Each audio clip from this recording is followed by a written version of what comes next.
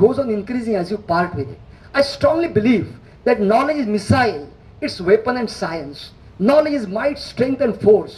Knowledge is wealth, riches and splendor. Knowledge is God, almighty power and cosmic life force. You all are here to acquire the knowledge regarding the will. Right? And then I say that you are free to fire the guns from all angles. You can ask me any question. Before I proceed now, please say.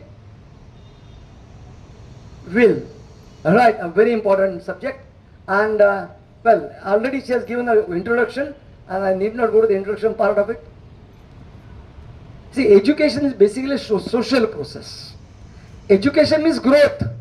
Education means development. Education means progress. Education is not merely preparation for life. Education is a life itself. So one has to have a good knowledge. One has to have a good education on all these things. And that is why we all are here. Right? I still a little fast.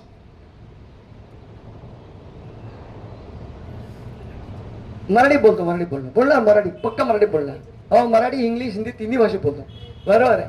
आता आपण हे काय थोडं English आहे बरोबर. Will is defined. आता विलचं काय definition केली त्यांनी म्हणजे हा जो विल म्हणजे त्याच्यामध्ये इंडियन सक्सेशन ऍक्ट आहे बरोबर.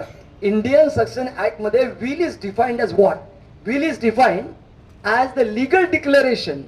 It is a legal declaration. कायदेशीररित्या केलेलं डिक्लेरेशन आहे ते बरोबर आहे. Of what. Of the intention of the testator. Testator म्हणजे विल तयार करणारा. Testator is a person who makes a will. Right. Intention of testator with respect to his property, which he desires to be carried out into the effect after his death. म्हणजे त्याच्या estate जे आहे जी काही त्याची property आहे त्या प्रॉपर्टीचं त्याच्या पश्चात कसं नियोजन करायचं ह्याचा विलची संबंध आहे. पश्चात नियोजन म्हणजे विलची अंमलबजावणी त्या व्यक्तीच्या पश्चातच होते, हयातीमध्ये होत नाही. आणि असं म्हणजे विल लिगल डिक्लेरेशन आहे. Is a legal declaration. बघा ट्रान्सफर ऑफ प्रॉपर्टी ऍक्ट आहे त्यानुसार प्रॉपर्टी ट्रान्सफर कशी होते तर सेल आहे, गिफ्ट आहे, लीज आहे, मॉर्गेज आहे आणि विल आहे. I repeat. प्रॉपर्टी ट्रान्सफर कशी होते एका व्यक्तीकडनं दुसऱ्या व्यक्तीकडे. सेल आहे, गिफ्ट आहे, लीज आहे, मॉर्गेज आहे आणि विल आहे. तर विल जे आहे ना it is the most authentic way whereby property can be transferred from one person to another person. म्हणजे हा अथॉन्टिक वे आहे, हा कायदेशीर मार्ग आहे की ज्या मार्गानुसार आपल्या पश्चात आपली संपत्ती ही आपल्या ज्याला पाहिजे त्याला तुम्ही ट्रान्सफर करू शकता. मग काही लोक मला विचारणार की सर विल हे कशाला बनवायचं सगळं, काय कारण काय विल बनवण्याचं.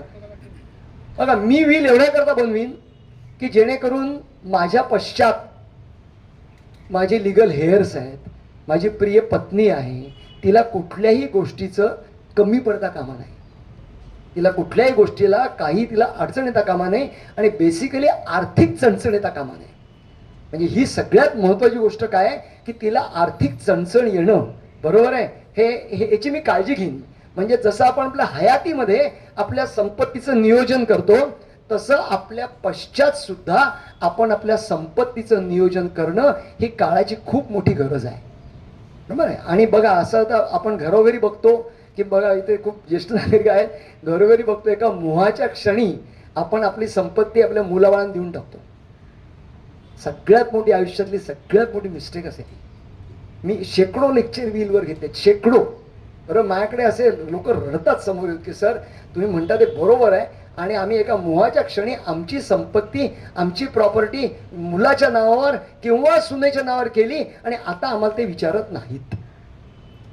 ते आम्हाला आता विचारत नाहीत आणि आता आम्हाला प्रश्न पडलाय घरात आम्ही कसं राहायचं. त्यामुळे मी तुम्हाला बघा मी विधान एक जबाबदारीने करतो, जबाबदारीने विधान करतो. हे सगळं काय तुम्हाला पटेल नाही पटेल मला माहीत नाही, परंतु मी जे म्हणतो हेच सत्य आहे. मला पक्क माहिती आहे की आपल्या हयातीमध्ये आपल्या मुलाबाळांना काही देऊ नये. तुम्ही मला म्हणाल की सर काही देऊ नये असं म्हणता, मी म्हणतो किंबहुना इतकंच द्यावं की जेणेकरून तुम्हाला आम्हाला कमी पडता कामा नाही. आपल्या प्रिय पत्नीला कुठलीही गोष्टचे कमी पडता कामा नाही. आपल्या हयात आपल्या पश्चात एवढंच द्यावं बरोबर आहे. आपण मोहाच्या क्षणी काय करतो, आपण त्या मुलाबाळांना सगळं देऊन टाकतो आणि दिल्यानंतर जे काही प्रॉब्लेम चालू होतात ते प्रॉब्लेम कल्पनाही करू शकत नाही एवढे दुःखी लोक समाजामध्ये आहेत. केवळ म्हणजे बघा, सकाळी 9:01ची गाडी पकडली आहे, संध्याकाळी 5:40 गाडीने परत आले आहेत. असे जवळजवळ 35-36 वर्ष लोक नोकरी करून पैसे कमवतात.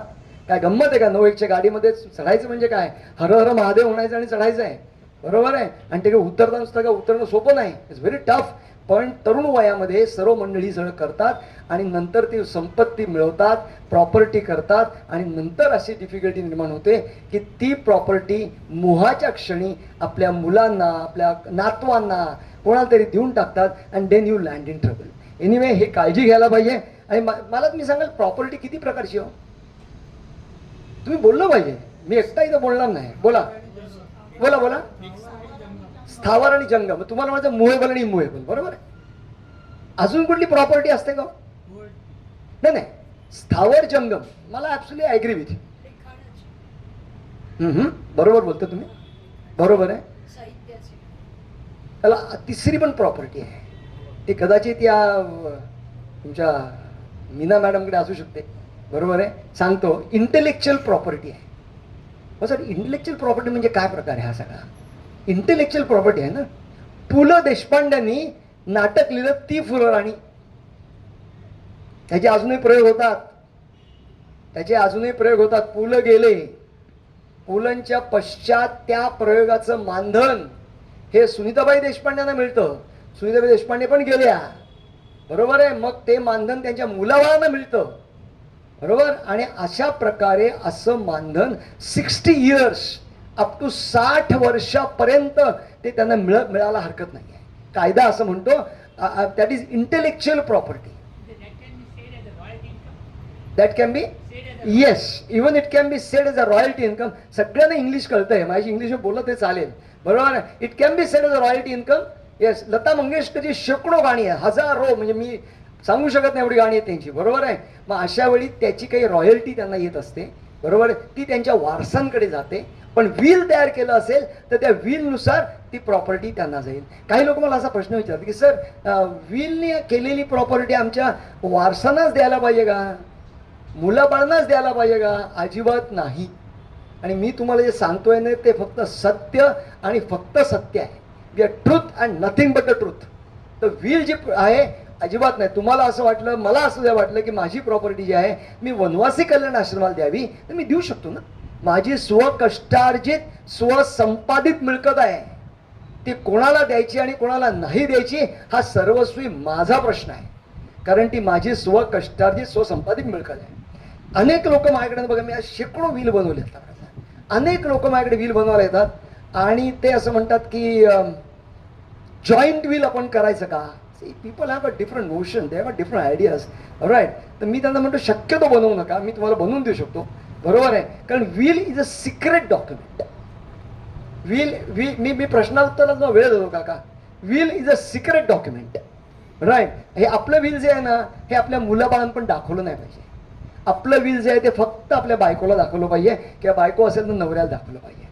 बायको जर का अर्धी स्वकष्टार्जित स्वसंपादित माझी मिळकत आहे आणि या स्वकष्टार्जित स्वसंपादित मिळकतीचं व्हील हे सिक्रेट डॉक्युमेंट आहे. It is not a document to be published, बरोबर आहे. तर त्यामुळे ते डॉक्युमेंट जे आहे ते डॉक्युमेंट तुम्हाला कोणालाही ते न दिसतं, मुलाबाळांना अजिबातच नाही. सर का नाही बोला. मी तुम्हाला एक हायपोथेटिकल एक्झाम्पल घेतो की मी, माझी बायको, मला 2 मुलं आहेत अशी कल्पना करा, बरोबर आहे. एक मुलगा एक मुलगी आहे अशी कल्पना करा, बरोबर. आता काय होईल की व्हील तयार केलं, व्हील तयार केल्यानंतर बायकोला दाखवायलाच पाहिजे. मी तुम्हाला पहिलेच केलं की आपली संपत्ती जेवढी आहे, चल प्रॉपर्टी, अचल प्रॉपर्टी, कोणी स्थावर जंगम, मुव्हेबल इमुव्हेबल इंटेलेक्च्युअल, हे आपल्या बायकोला कळलंच पाहिजे. माझी बायको समोर बसले म्हणून सांगत नाहीये, प्रत्येक लेक्चरमध्ये मी सांगतो. तर ती फर्स्ट टाइम इथं आली असेल लेक्चरला माझ्या, बरोबर. तर त्यामुळे ती आपल्या बायकोला कळलं पाहिजे, हे महत्वाचं. कारण का की अशा प्रकारे जर का मी व्हील केलं आणि जर माझ्या मुलाबाळांना कळलं की मी त्या व्हीलमध्ये काय लिहिलंय, असं जर कळलं समजा, तर जी भांडणं नंतर चालू व्हायची ती आत्ताच चालू होती, बरोबर आहे. की बाबा ताईला एवढं दिलं, दादाला एवढं दिलं, बरोबर. आणि त्यामुळे ती एक काळजी घ्यायला पाहिजे की विल सिक्रेट डॉक्युमेंट आहे. मला म्हणजे सर विल ठेवायचं कुठे, विल ठेवायचं कुठे? अरे ठेवायचं लॉकरमध्ये ठेवा, तुम्ही रजिस्ट्रारकडे ठेवू शकता किंवा तुमच्या विश्वासू मित्राकडे ठेवा, सील बंद करून ठेवा ना, बरोबर आहे. सील बंद करून ठेवा. आपण जाऊया पुढे. माझ्याकडे खूप मटेरियल आणि तुम्ही प्रश्न जेवढे विचाराल त्यात मला जास्त इंटरेस्ट आहे. बघा मुव्हेबल प्रॉपर्टी म्हणजे काय?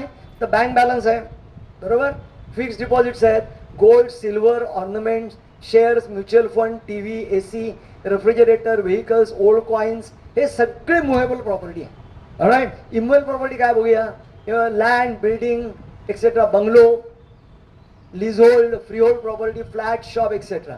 आणि इंटेलेक्च्युअल प्रॉपर्टी मला सांगितलं ते काकांनी मला विचारलं तिकडे की patents, designs, copyrights of songs, drama, CD, audio visual presentation, research products वगैरे वगैरे. आता ही प्रॉपर्टी कोणाकडे आहे कोणाकडे नाही मला माहीत नाही, बरोबर आहे. पण अशी प्रॉपर्टी फार मोठे मोठे अमिताभ बच्चनकडे आहे, बरोबर, अमिताभ बच्चनकडे आहे, बरोबर. पण माझ्याकडे नाही आणि तुमच्याकडे कोणाला असेल तर मला त्याशी आदर आहे, बरोबर. आणि काय होतं, लिगल लिटरसी इज व्हेरी. का विल कशाला बनवायचं? तर लिगल लिटरसी पाहिजे नाही आपल्याला कायदा थोडाफार तर कळला पाहिजे. मी असं म्हणत नाही तुम्ही कायदे पंडित व्हा, पण at least you should know law, what the law is. Legal literacy very important. Planning the property during life time. आणि आपण मगाशी बोललो तुम्हाला मी, आपण लाईफ टाईममध्ये प्लॅनिंगचं प्रॉपर्टीचं प्लॅनिंग करतो, आपण पश्चात पण करायला पाहिजे नाही. आणि तुम्ही जर चेहऱ्यावर स्माईल ना, हे काय फार मोठा गहन विषय नाही आहे, हा सहज समजणारा विषय. आणि काही लोकांना काय वाटतं, मी मृत्यूपत्र केलं तर मला लवकर मृत्यू येईल, असं लोक वाटतं ना, बरोबर आहे. पण मृत्यूपत्र केल्यामुळे लवकर मृत्यू आला आणि उशिरा केल्यामुळे न केल्यामुळे उशिरा मृत्यू आला असं एकही उदाहरण नाही, बरोबर आहे. मृत्यूपत्र केल्यामुळे काही लोकांना वाटतं मला लवकर मृत्यू येईल, पण तसं काही उदाहरण नाही की मृत्यूपत्र केलं म्हणून मला लवकर मृत्यू आला आणि न केल्यामुळे मला उशिरा मृत्यू आला, असं उदाहरण नाही आहे. बघा, ज्याचे जेवढे श्वास ठरलेले आहेत तेवढे तो घेणार आहे, बरोबर. विल करा करू नका पण घेणार तो, बरोबर. तर आपण बघूया, प्लॅनिंग हे self acquired, self earned property आहे, त्याचंच फक्त मृत्यूपत्र करता येतं. आता मला पुढचा प्रश्न असा विचारतात लोक की सर अँसेस्ट्रल प्रॉपर्टी आमची, बरोबर, तर त्याचं काय करणार? अँसेस्ट्रल प्रॉपर्टीचा असा एक मला प्रश्न विचारला, सांगतो मी तुम्हाला काय करणार. वडिलोपार्जित प्रॉपर्टी जर का असेल तर त्या वडिलोपार्जित प्रॉपर्टीमध्ये जेवढा माझा शेअर आहे, वडिलोपार्जित प्रॉपर्टी जेवढा माझा शेअर आहे तो शेअर मी मृत्यूपत्रात नमूद करू शकतो. फॉर एक्झाम्पल, माझी 10 एकर जमीन आहे, शिरवळला आहे, शिरवळ गाव आहे, पुण्याजवळ गाव आहे, 10 एकर जमीन आहे आणि समजा आम्ही घरात सगळे मिळून बहीण भाऊ, जुन्या काळातलं बोलतोय, 10 जण आहेत, बरोबर आहे, किंवा चला 5 जण आहेत समजा, बरोबर, 5 जण आहेत, तर प्रत्येकाची किती एकर झाली? 2 एकर झाली. हा मी बोललो ना, 2 एकर झाली. मग ही 2 एकर जर का माझा हिस्सा आहे 2 एकरचा, तो मी त्या व्हीलमध्ये नमूद करू शकतो. पण शक्यतो असा आहे की त्याचं पार्टिशन करून घ्यावं, बरोबर आहे. पार्टिशन डीड करावं, थ्रू कोर्ट करावं, रजिस्टर करावं आणि मग जो माझ्या रेकॉर्डला जो हिस्सा आहे तो भले अँसेस्ट्रल प्रॉपर्टी आहे, बरोबर आहे, तर तेवढ्याच मला व्हील करायला चालू शकेल, though it is the ancestral property. Army, navy, air force, soldiers हे सगळे व्हील करू शकतात. बघा, ओरल व्हील पण व्हॅलिड आहे. कोणाकरता? आर्मी, नेव्ही, एअरफोर्स करता. एखादा माणूस, एखादा जर का जवान युद्धावर गेलेला आहे आणि तो तिथे जर का मरायच्या ह्याच्यामध्ये आहे, तर अशा वेळी जर का तो असं म्हणला की माझ्या पश्चात माझी प्रॉपर्टी जी काही आता आहे ती माझ्या बायकोला मिळावी आणि माझ्या भावांना मिळू नये, फॉर एक्झाम्पल, बरोबर आहे, तर ते व्हील सुद्धा व्हॅलिड आहे. मग तुम्हाला सर हे प्रूव्ह कसं करणार? 2 विटनेस असतील तिथे, बोलताना 2 त्याचे मित्र असतील तिथे, तेच विटनेस पकडले जातील, तेच कोर्टात हे व्हील. आणि अशा वेळी ओरल व्हील सुद्धा व्हॅलिड, पण त्यांना ऍप्लिकेबल आहे, आपल्याला ऍप्लिकेबल नाही आहे. सगळं इज नॉट ऍप्लिकेबल टू अस.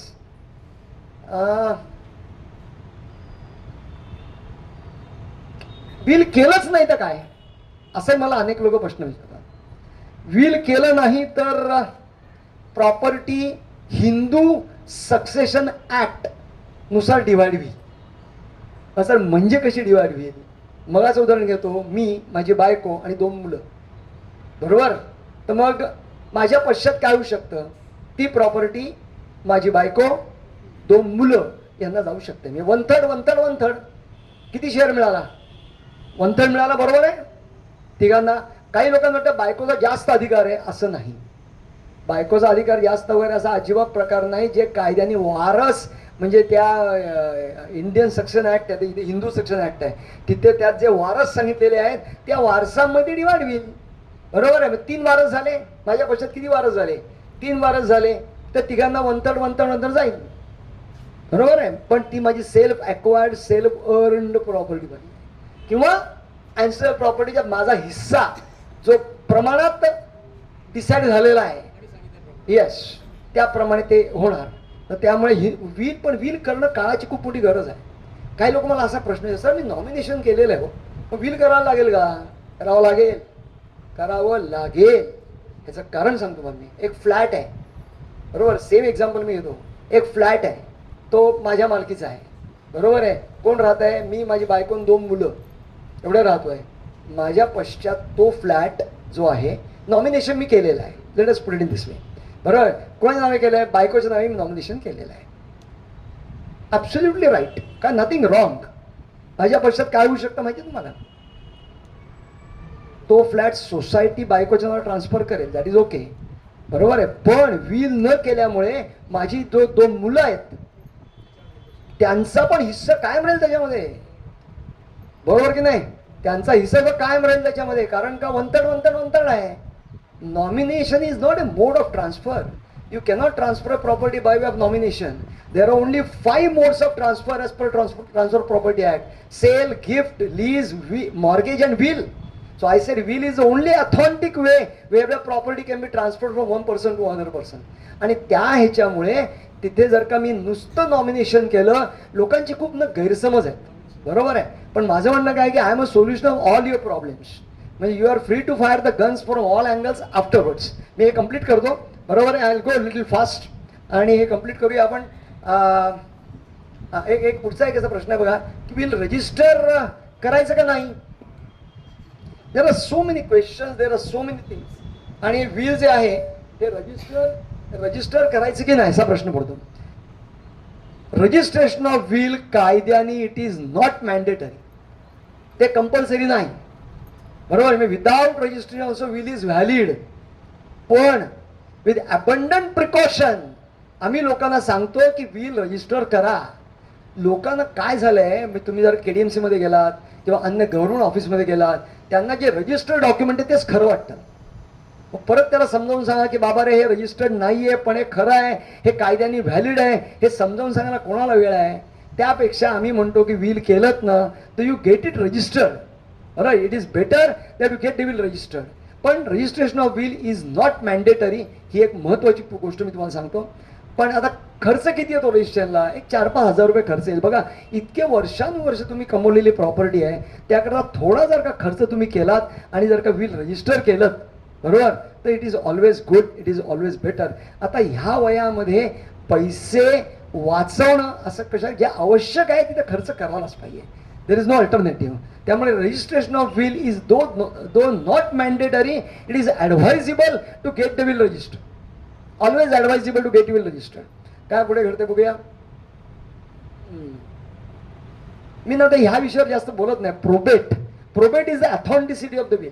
म्हणजे विल अथॉन्टिक आहे की नाही, बरोबर आहे, हे सांगणारं डॉक्युमेंट जे प्रोबेट आहे.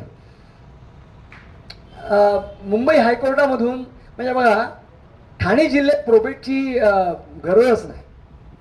ठाणे जिल्ह्यामध्ये विलला प्रोबेट करण्याची गरज नाही असं कायदा म्हणतो.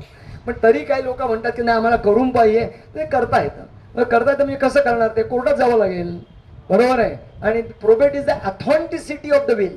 विल अथॉन्टिक आहे की नाही, विल परफेक्ट आहे की नाही, किंवा बरोबर त्यात सगळे विटनेसेस बरोबर आहेत की नाही, मेडिकल सर्टिफिकेट अटॅच केलं आहे की नाही, एक्झिक्युटरची नेमणूक केली आहे की नाही, बरोबर आहे, हे सगळं बघायला. आणि योग्यरित्या डिव्हिजन झालेलं आहे का, त्या माणसावर फोर्स आहे, कंपल्शन आहे, कोर्शन आहे, थ्रेट आहे म्हणून त्यांनी विल केलं आहे. तर हे सगळं करण्याकरता तुम्हाला हे प्रोबेट हिची गरज लागते. पण म्हणजे सन्माननीय बाळासाहेब ठाकरे, बरोबर आहे, ह्यांचं विल सुद्धा प्रोबेट केलं होतं, पण तरीसुद्धा ते मॅटर शेवटी हायकोर्टामध्ये गेलं, बरोबर आहे. आणि ते असे पेपरमध्ये जे काही न्यूज वाचते त्यावरून बोलतो मी तुम्हाला. तर प्रोबेट जे आहे तर ते हे पण नको आता, कारण हे खूप वेळ लागेल सगळ्या letter of administration. Success certificate सांगतो काय. सक्सेस सर्टिफिकेट म्हणजे जर का व्हील केलंच नाही, व्हील केलंच नाही, व्हील करता आपण काय लिहितो, मी अमुक अमुक आहे, माझं एवढ्या लग्न झालेलं आहे, मला एवढी एवढी मुलं बाळं आहेत आणि ही प्रॉपर्टी मला अशा अशा प्रकारे डिव्हाइड करायची, बरोबर आहे. पण ती असं डिव्हाइड केली पाहिजे ज्यामध्ये ॲब्सोल्यूट क्लॅरिटी पाहिजे. पण आता जर का व्हील केलंच नाही मी समजा, तर मग काय व्हील, तर मला प्रत्येक ठिकाणी सक्सेशन सर्टिफिकेट आणावं लागेल. त्याला म्हणतात वारसा हक्क प्रमाणपत्र. मराठीत सांगतो, वारसा हक्क प्रमाणपत्र हे आणावंच लागेल, बरोबर आहे. मग काय होईल, त्याला ते आणण्याकरता त्याची फीज काहीतरी 75,000 रुपये आहे, बरोबर आहे. 75,000 रुपीज आहे. आणि मग अशा केसमध्ये जर का हे आणायचं असेल त्यापेक्षा बेटर मी लोकांना सल्ला देतो, व्हील करून टाका. आणि माझ्याकडे आता फारच सांग, मी तुम्हाला व्हील बनवून देईन, बरोबर आहे. डॉक्युमेंट सिक्रेट राहील, तुम्हीच काळजी घ्यायची की ते त्याची सिक्रेसी डिस्टर्ब होता कामा नाही. आपण पुढे जाऊ थोडंसं. आणि आता आपण हे पॉईंट्स कव्हर करून घ्या.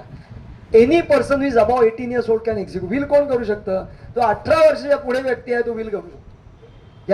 ज्याच्याकडे स्वसंपादित स्वकष्टार्जित मुव्हेबल इममुव्हेबल प्रॉपर्टी आहे तो व्हील करू शकतो. He should complete is 18 years. Then त्या व्हील करताना एक डॉक्टरचं सर्टिफिकेट पण लागतं. ते सर्टिफिकेट काय असतं, डॉक्टर काय म्हणतात बघा. डॉक्टर असं म्हणतात की मी शिरीष मुकुंद देशपांडे यांना इच्छापत्र करते समयी तपासले असून इच्छापत्र करते समयी त्यांची शारीरिक आणि मानसिक स्थिती उत्तम आहे. खाली सही डॉक्टर मंगेश देशपांडे, हे आमचे मित्र आहेत, त्यांचा त्यांचा आयुर्वेदिक मोठं हॉस्पिटल आहे डोंबिवलीमध्ये, बरोबर आहे. Yes, physically fit, mentally fit. पण physical fitness doesn't matter more, because person may not be physically fit. Alright, question comes of mental equilibrium. प्रश्न असा की तो मेंटली फिट आहे की नाही, सायकोलॉजिकली फिट आहे की नाही, इमोशनली फिट आहे की नाही, हा प्रश्न आहे, बरोबर. आणि त्यामुळे ती गोष्ट महत्त्वाची आहे. नंतर मी तुम्हाला सांगितलं self acquired self earn property, हे आपण पॉईंट कव्हरअप करून टाकू फटाफट. व्हीलची अंमलबजावणी कधी होते, त्या व्यक्तीच्या पश्चात, बरोबर. नंतर व्हील कॅन बी चेंज करता येतो का व्हील, एकदा केलं व्हील चेंज करता येतं, करता येतं, नंतर करताच येणार नाही. हयातीत करता येतं, बरोबर करता येतं. पण मला एक प्रश्न असा तुम्हाला की मग ते रजिस्टर केलं असेल, बघा तुम्ही बोलाल तेवढं मला आवडतं, बरोबर. तुम्ही रजिस्टर केलं असेल, बरोबर आहे. माझं व्हील मी रजिस्टर केलंच नाही, बरोबर. आणि केल्यानंतर मग आता मला असं वाटलं की बा आता मला हे चेंज करायचं आहे, मी जी प्रॉपर्टी माझ्या मुलाला मला द्यायची आहे ते त्याला मला अजिबात द्यायची नाही, तो मला अजिबात विचारत नाही, तो माझ्याशी ॲरोगंटली वागतो, त्याच्या बायकोच्या नादानी तो माझ्याशी बरोबर बोलत नाही, बरोबर. असं जर का काय जगा असं झालं, मला मुलाला प्रॉपर्टी द्यायची नाही, तो शेअर आहे तो मी वनवासी कल्याण आश्रमाला देणार आहे, असं जर का मला वाटलं तर मग ते चेंज करू शकतो. रजिस्टर्ड व्हील विचारतो मी तुम्हाला. येस, पहिले अगोदर ते कॅन्सल करावं लागेल. होय, कॅन्सल करून नंतर नवीन करावं लागेल. सांगतो बरोबर. हां शेवटचं बरं. आता जे बिल रजिस्टर असेल ना, बरोबर, तर तुम्हाला नवीन बिल तयार करावं लागेल. आणि नवीन बिल केल्यानंतर ते रजिस्टर करावं लागेल. म्हणजे once the bill is registered your next bill has to be registered. That is what the court says. So पुस्तक लिहिलं नाही पुढे, हां. येस, आणि ते शेवटचा म्हणून उल्लेख करावा लागेल. पण डेट ऑफ रजिस्ट्रेशन जर का जानेवारी 11 असेल तिथे आणि नंतरची डेट ऑफ रजिस्ट्रेशन जर का सप्टेंबर 12 असेल, बरोबर आहे, तर त्याच्यावरचा उल्लेख करू शकतो लास्ट विल आहे म्हणून. पण once the will is registered and then you want to change the will, you can change the will n number of times. किती वेळा तुम्ही विल बदलू शकता, असं काय हे नाही, बरोबर. त्या विलला एक कोडिसील असतं, माहिती आहे कोडिसील. कोडिसील काय प्रकार आहे, एनी वन आयडिया. कोडिसील सांगतो. कोडिसील म्हणजे त्याला पुरवणी व्हील म्हणायला हरकत नाही, मराठीत बोला तर पुरवणी व्हील, बरोबर. अनेक्शर टाईप म्हणत झाले. पण जर का रजिस्टर्ड व्हीलला तुम्ही असं पुरवणी व्हील करायचं म्हटलं तर ते सगळं परत रजिस्टर करावं लागेल, बरोबर. काय वेळा काय होतं, मायनॉर पुरवणी होईल का, तर मायनॉर चेंजेस असतात काहीतरी, अगदी मायनॉर चेंजेस असतात. बरोबर आहे. मग अशा वेळी परत सगळं बिल करा, परत सगळं रजिस्टर करा. मग त्याला एक कोडिसील त्याला अटॅच जरी केलं तरी ते करता येईल, आणि ते इट कॅन बी रजिस्टर, असं ते आहे विलचं. बरोबर. नंतर मी तुम्हाला सांगितलं मगाशी, is not mandatory person desire to get if he feels this he can register it.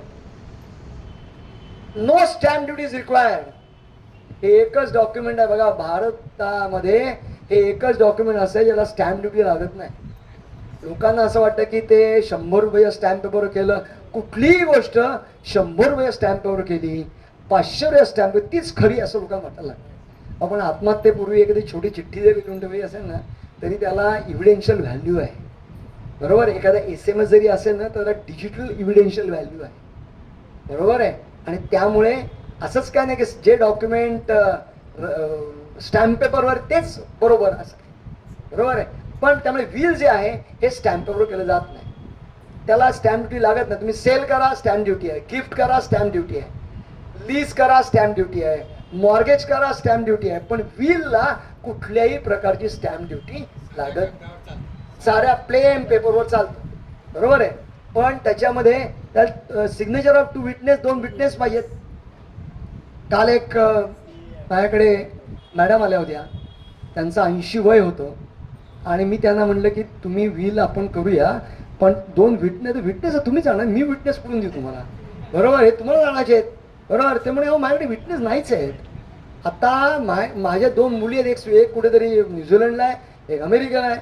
बरोबर. आता मी कोणाचे विटनेस आणू, माझे 2 मैत्रिणी आहेत म्हणल्या, त्यांची वय किती, ते म्हणे एक 82 वर्षाची आणि एक 83 वर्षाची. मी म्हणलं अहो त्या विटनेस नको आपल्याला, त्या नको विटनेस आपल्याला. ते म्हणजे का नको, म्हणजे ते काय होतं, वय वाढलं की माणसावर चिकित्सक बनतात आणि ते सारखंच प्रश्न विचारत राहतात. बरोबर.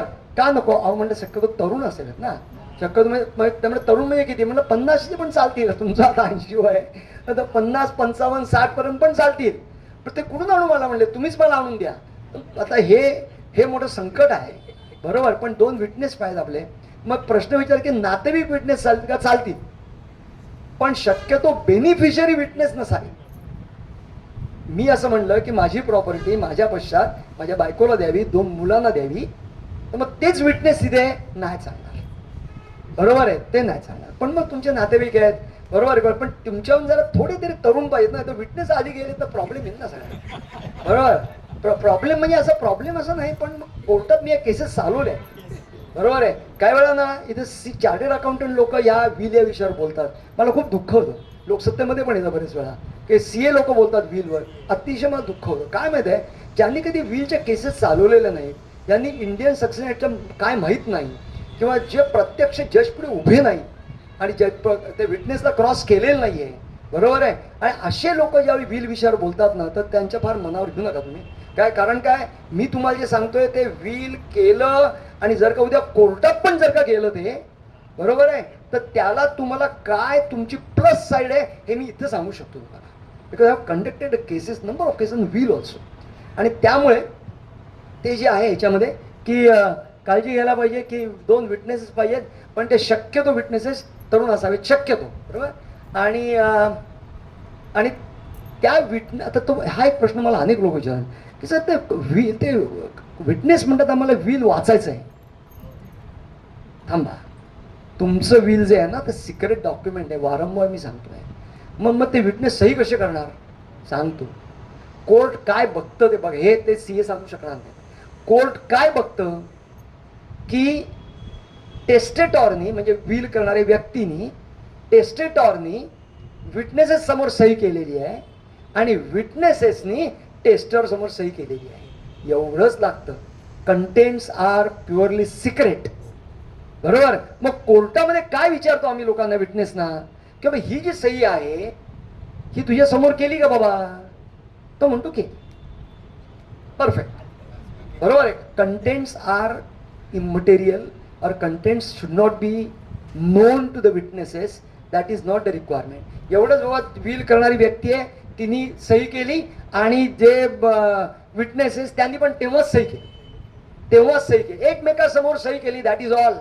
You don't require anything other than this. बरोबर आहे. मग तुम्हाला असे विटनेस मिळाले नाही तर तुमचा हेडेक आहे. बरोबर आहे. असे विटनेस तुम्हाला न मिळालं काय झालं, मिळतात असे विटनेस सुद्धा. बरोबर, तर ती काळजी तुम्हाला घ्यायला लागेल. Anyway I just still proceed. There must be minimum 2 witnesses.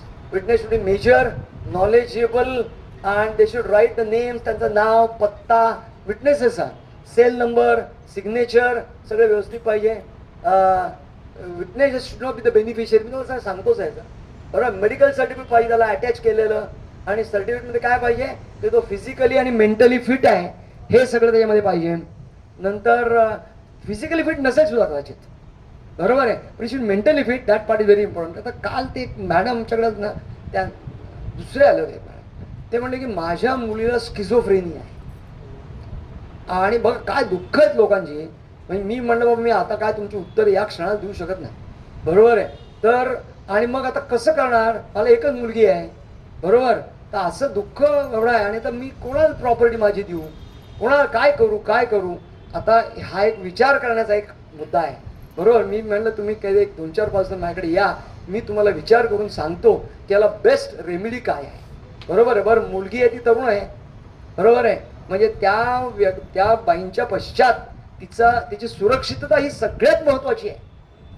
त्या बाईंच्या पश्चात हे जे सोसायटीमध्ये राक्षस आहेत, हैवान आहेत, बरोबर आहे, या सगळ्यांचा विचार करतात. त्या मुलीची सुरक्षितता हा प्रायोरिटी बेसिसवर गोष्ट आहे. बरोबर, तर असं अनेक दुःख तुम्हाला दिसतात. पण मग आता अशा केसमध्ये आपल्याला मी त्यांना म्हटलं तुम्ही या, नंतर मी विचार करून सांगतो. पण नंतर मला असं लक्षामध्ये आलं अशा काही महिला संस्था आहेत की ज्या अशा काळजी घेतात, अशा प्रकारच्या लोकांच्या काळजी घेतात. तर एनिवे तो विषय आता नको, इथे 2 मिनटं मी अजून पुढे जातो की testator should write his name, age. बघा, विल करणार व्यक्ती आपलं नाव, पत्ता, सेलफोन, ईमेल वर सगळं लिहिलं पाहिजे. बरोबर, beneficiary should be living being alive person. Testator should destroy all. आणि सगळी प्रॉपर्टी एका विलमध्येच गेली पाहिजे असं म्हणून चालणार नाही. हे अर्ध्याच माझ्या प्रॉपर्टीचं बिल आहे. लोक काही विचारतात प्रश्न मला माहिती आहे, अर्ध्याच प्रॉपर्टीचं बिल करायला. अरे बाबा, पूर्ण प्रॉपर्टीचं बिल करायला पाहिजे तुला. बरोबर आहे, पूर्ण बिल करायला पाहिजे. तर तुमची नोन अननोन प्रॉपर्टी पण आहे. आता बघा, आता तुम्ही विचारलात की अननोन प्रॉपर्टी, खूप श्रीमंत लोक आहेत ना त्यांची अननोन प्रॉपर्टी पण असते. मध्यंतरी माझ्याकडे व्यक्ती आली होती, 1000 कोटी टर्नओव्हर आहे, 1000 कोटीची व्यक्ती. मला म्हणलं सर मला बिल करायचं आहे. बरोबर आहे. आता त्या 1000 कोटीच्या व्यक्तीला काय कुठे काय प्रॉपर्टी आहे, आपल्या कुठे फ्लॅट आहेत आणि कुठं काय हे सांगणं. बरं, त्यांचं वय सुद्धा 72, जे आले माझ्याकडे त्यांचं वय 72-73. बरोबर, त्यांना तेही सांगणं शक्य नाही. मग अशा वेळी तुमची अननोन प्रॉपर्टीचा उल्लेख त्या बिलमध्ये करणं गरजेचं आहे. It should be there in the bill. That is important. बरोबर, मग असं म्हटलं पाहिजे यामध्ये की माझ्या पश्चात जर का काही अननोन प्रॉपर्टी जर का आढळली ज्या बिलमध्ये मेन्शन केलेली नाही, ती प्रॉपर्टी माझ्या पश्चात माझ्या मुलीला द्यावी. काही वेळा असं बिल लिहितात की एक फ्लॅट आहे तो माझ्या दोन्ही मुलांना द्यावा. साफ चूक. एक फ्लॅट आहे माझ्या दोन्ही मुलांना द्यावा. अरे भांडतील ना नंतर ते. बिलचा उद्देश काय आहे की सामोपचाराने गोष्टी व्हाव्यात. आपल्या वारसांमध्ये कुठे भांडण, तंटा, वादावादी असं होऊ नये त्याकरता बिल आहे. बरोबर, पण जर का तुम्ही एक फ्लॅट दोघांना दिलात, त्यांना काय त्यांचं म्हणणं असतं सगळ्यांना इक्वल मिळालं पाहिजे. पण असं 100% इक्वल किंवा 50% इक्वल हे अशक्य आहे. बरोबर, हे अशक्य आहे. आणि त्यामुळे ते आपल्या बुद्धीला पटेल साधारणतः इक्वल असं करावं. तर एक फ्लॅट दोघांना दिला, not logical. This may create some disputes, this may create some problems, and that is to be taken care of.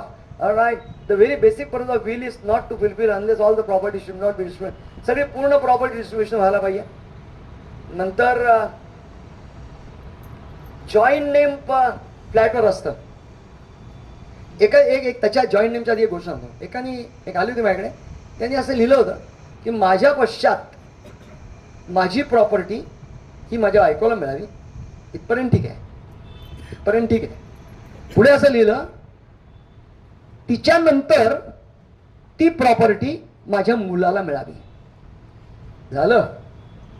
तुम्ही मला म्हणाल की सर काय झालं का ह्याच्यामध्ये, काय चुकलं पुढे. अरे केवढं चुकलं. बरोबर सांगतो मी तुम्हाला काय चुकलं ते, की माझ्या पश्चात माझी प्रॉपर्टी कोणाला मिळावी, म्हणजे बायकोला मिळावी, हे तर बरोबर. नाही, बायकोच्या पश्चात त्याची स्वकष्टाची संपादित मिळकत आहे, बरोबर, आणि बायकोच्या पश्चात मुलाला मिळावी. आता आता काय चुकलं सांगू शकता मला कोणी तुम्ही? बायकोनी केली पाहिजे. नाही असा प्रकार नाही. हा सांगतो. हा बायकोचा हे पण नाही ना, चूक नाही, बरोबर बोलतात त्या, ते बरोबर बोलतात. सांगतो पण काय असं तसं नाही ऍक्च्युअली मला अपेक्षित ते, बरोबर आहे की असं आहे, मी असं लिहितो की माझ्या पश्चात माझी प्रॉपर्टी माझ्या बायकोला मिळाली, इथपर्यंत ठीक आहे.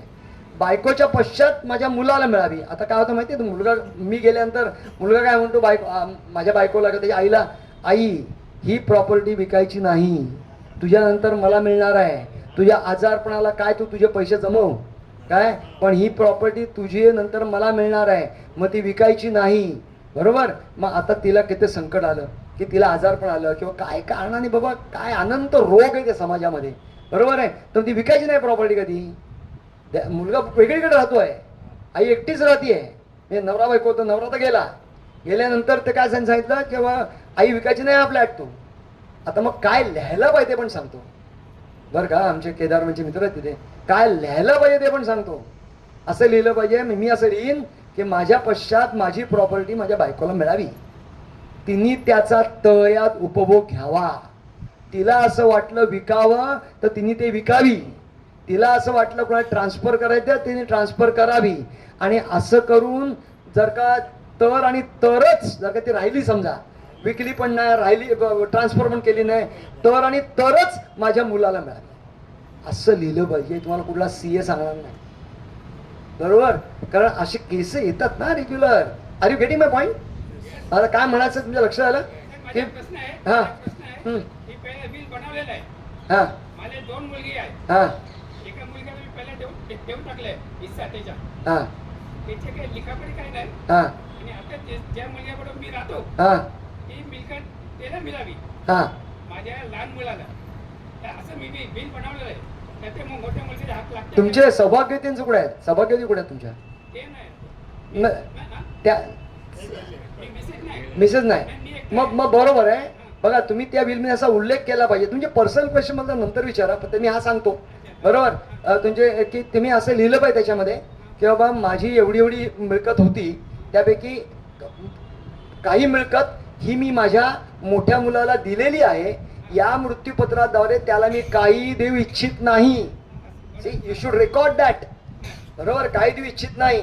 आणि मी ज्या मुलाकडे राहतोय आता सध्या, माझ्या पश्चात जी माझी उर्वरित जी माझी मोएबल इमोएबल प्रॉपर्टी आहे, ती प्रॉपर्टी मी माझ्या या मुलाला देणार आहे, दिली आहे, माझ्या पश्चात दिली आहे, देणार आहे पण नाही, दिली आहे, असं यायला पाहिजे. एनिवे आपण जरा पुढे जाऊ, पर्सनल क्वेश्चन घेतो मी नंतर, बरं, हे जरा संपवतो मी फटाफट.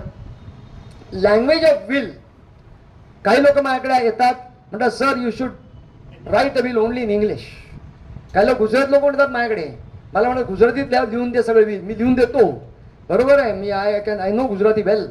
तर त्यामुळे ते प्रश्न असा आहे की ते विल गुजरातीत लिहा म्हणतात, काय वेळा म्हणतात की मराठीत लिहा, काय वेळा काही जे आपले मराठी लोक येतात माझ्याकडे आणि ते अतिशय अभिमानी असतात इंग्लिशचे, ते मला असं म्हणतात विल इंग्लिश में लिहिलं पाहिजे. अरे कशाला इंग्लिश में लिहिलं पाहिजे बाबा, कशाला इंग्लिश में लिहिलं पाहिजे, बरोबर. आपल्याला कळते त्या भाषेतच विल आपण केलं पाहिजे, त्यामध्ये क्लॅरिटी पाहिजे पूर्णपणे. इंग्लिशमध्ये केलं नंतर बायकोलाही कळणार नाही, मुलाबाळांना कळणार नाही, त्याचा अर्थ नीट लागणार नाही चुकीचं केलं असेल तर, बरोबर. इंग्लिश ग्रामरमध्ये 100 मिस्टेक्स होतील, त्यापेक्षा आपलं शुद्ध आमची माती आमची माणसं. 27 फेब्रुवारीला मराठी दिन आहे, मराठीला राजभाषा दर्जा मिळालेला आहे, बरोबर आहे. आपण मनामध्ये नाही, आपण सगळ्यांमध्ये असं म्हणूया की लाभले आम्हास भाग्य बोलतो मराठी, लाभले आम्हास भाग्य बोलतो मराठी, अरे झालो धन्य आम्ही ऐकतो मराठी, धर्म पंथ जात एक जाणतो मराठी, एवढ्या जगात आमची माय मानतो मराठी. असं मराठीचं वर्णन सुरेश भटांनी केलंय. मग टाळ्याला हात नाही, बरोबर आहे. महाराष्ट्राची शान मराठी, संस्कृतीचा मान मराठी, मनातून असे मराठी, तनातून वसे मराठी, दर्या खोऱ्यातनं नाद घुमू द्या, रक्त मराठी फक्त मराठी, फक्त मराठी, रक्त मराठी. सो आपल्याला हे हे आपल्या मराठीत त्याला काय हरकत आहे, मी म्हणतो विल मराठीत करावं. इंग्लिशचा विनाकारण दुराग्रह म्हणजे विनाकारणचं हे नको. एक मिनिट, असं एकाने विल मध्ये लिहिलं, तिसऱ्या पॅरेग्राफमध्ये लिहिलं की माझा अंधेरीतला फ्लॅट आहे ना, येतात केसेस नाही, अंधेरीतला फ्लॅट हा माझा मुलगा राजीव याला मिळावा. कुठे लिहिलं? तिसऱ्या पॅरेग्राफमध्ये लिहिलं हा फ्लॅट राजीव याला मिळावा. आणि 7व्या पॅरेग्राफमध्ये लिहिलं की माझा अंधेरीचा फ्लॅट माझी मुलगी राणी हिला मिळावा. आलं संकट.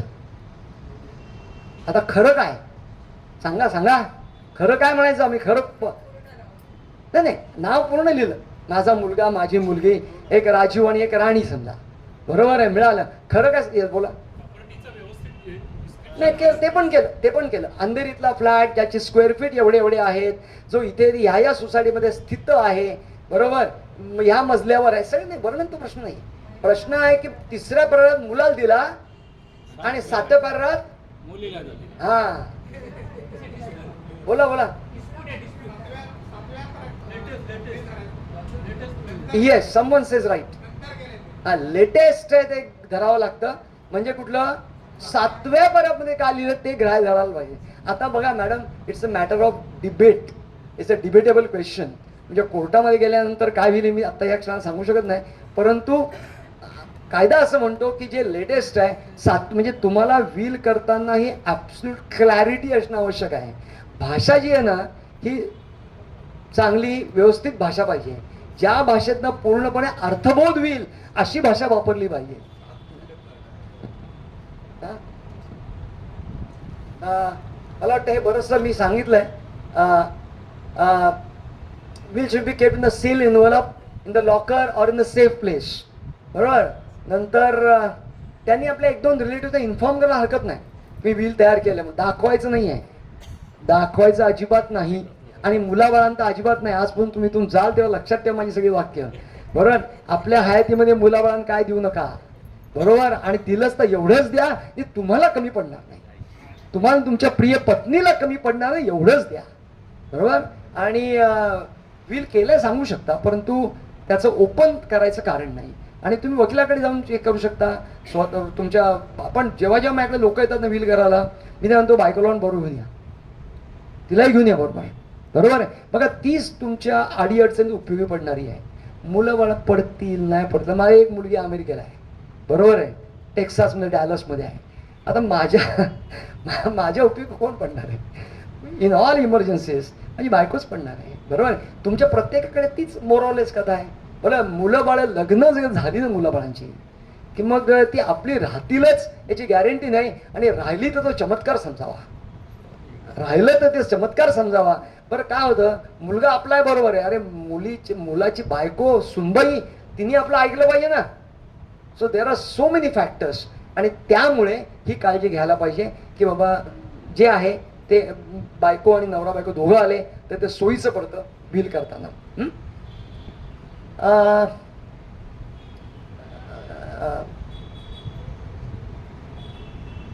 ठीक आहे.